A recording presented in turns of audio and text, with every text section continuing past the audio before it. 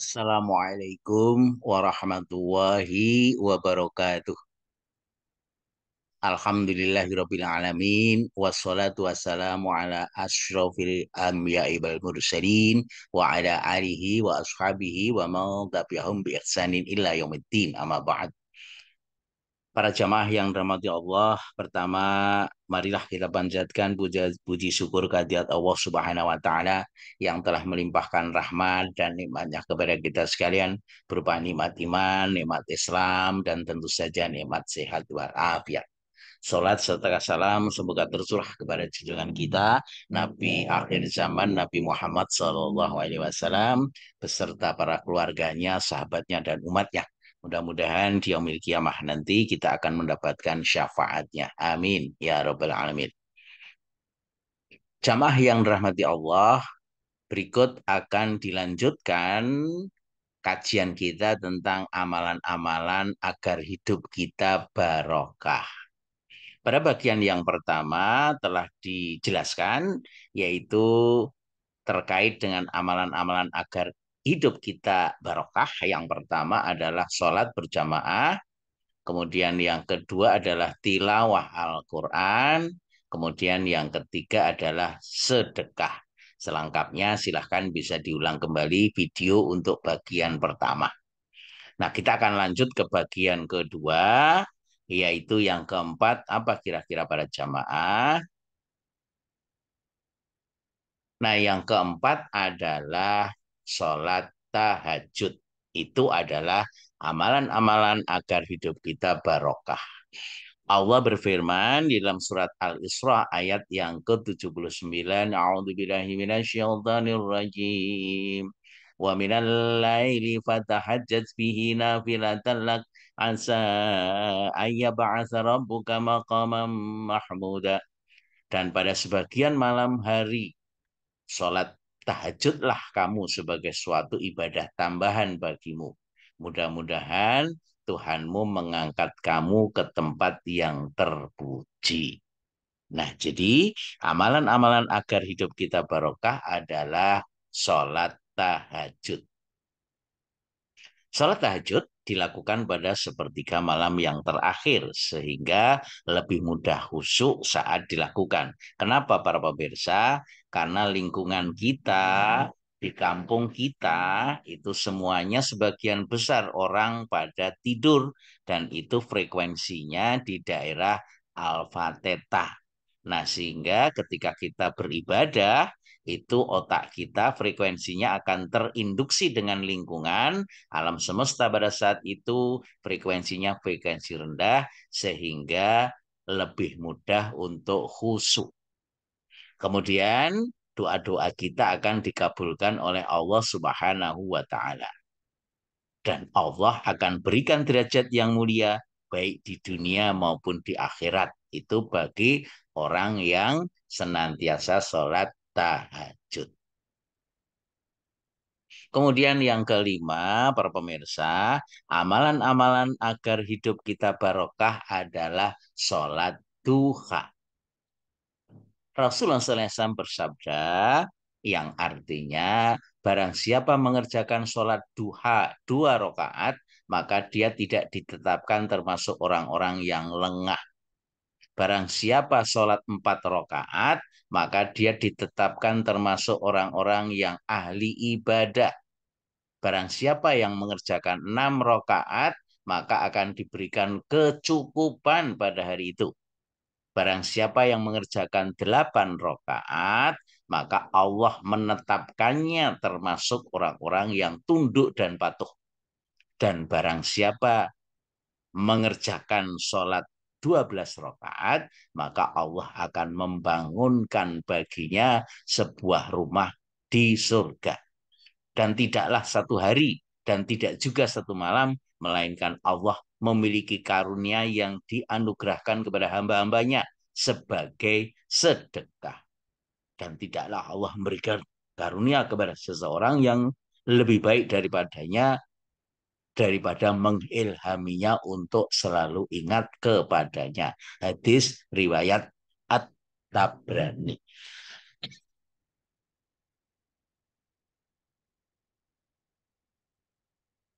Nah, jadi kesimpulan dari hadis tersebut bahwa sholat duha itu dilakukan jika 2 rakaat itu tidak termasuk orang yang lengah.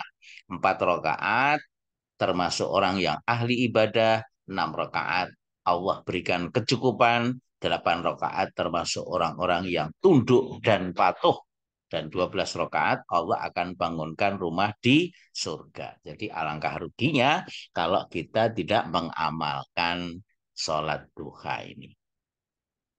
Nah, sholat duha akan membuat rizki yang Allah karuniakan senantiasa bertambah dan barokah. Orang yang senantiasa melakukan sholat duha, Allah akan mengampuni dosa-dosanya, meskipun dosa-dosanya sebanyak buih di lautan. Sebagaimana sabda Rasulullah SAW, barang siapa yang menjaga sholat duha, maka dosa-dosanya diampuni, walaupun dosanya itu sebanyak buih di lautan. Hadis riwayat Tirmidzi.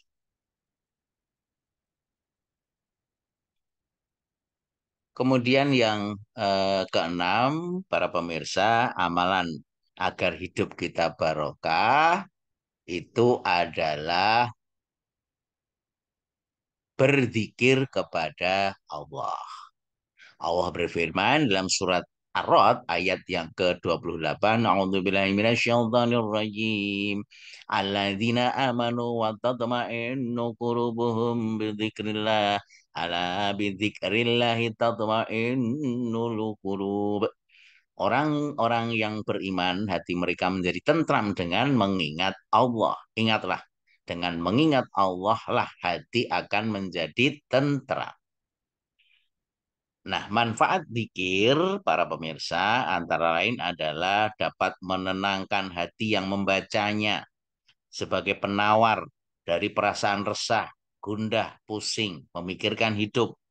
Maka obat paling mujarab adalah dengan berzikir kepada Allah.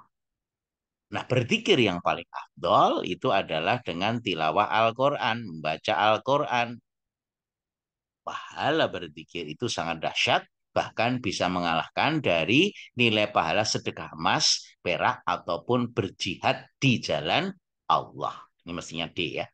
Sebagaimana hadis Rasulullah SAW berikut ini,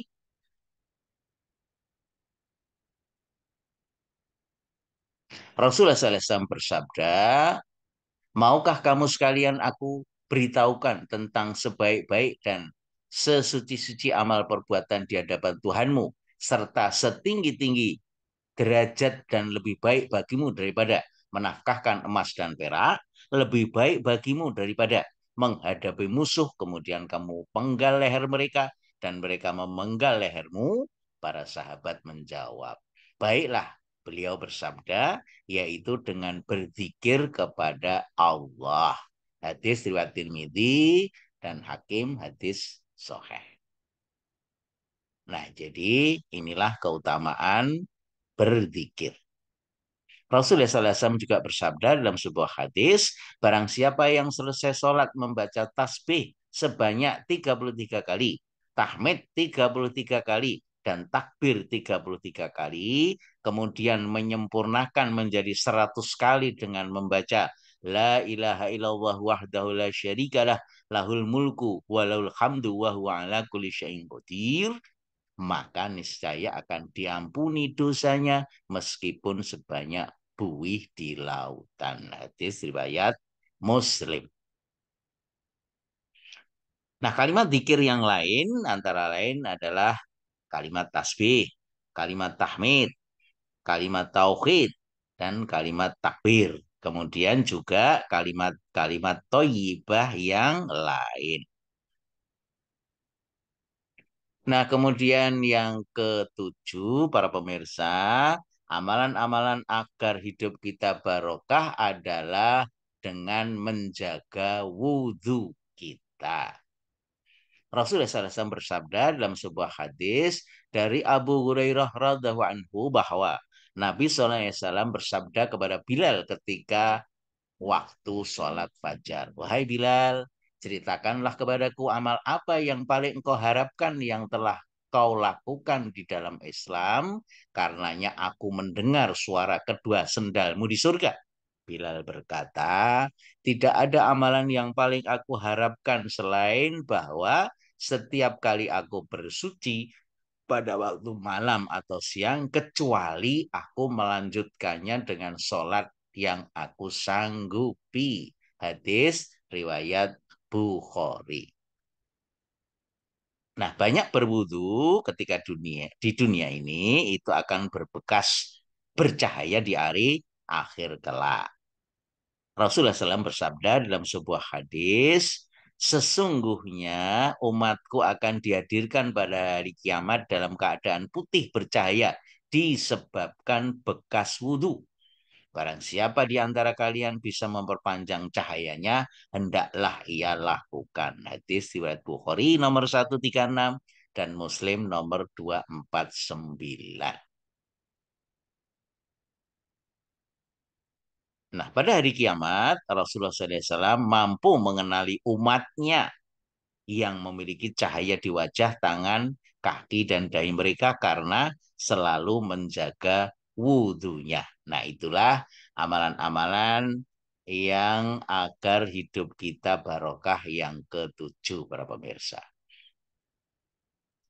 Nah, jadi secara ringkas, amalan-amalan agar hidup kita barokah, yang pertama adalah sholat berjamaah, kemudian yang kedua tilawah Al-Quran, kemudian yang ketiga adalah sedekah, kemudian yang keempat sholat tahajud, yang kelima adalah sholat duha, yang keenam adalah zikir kepada Allah, dan yang ketujuh adalah menjaga wudhu.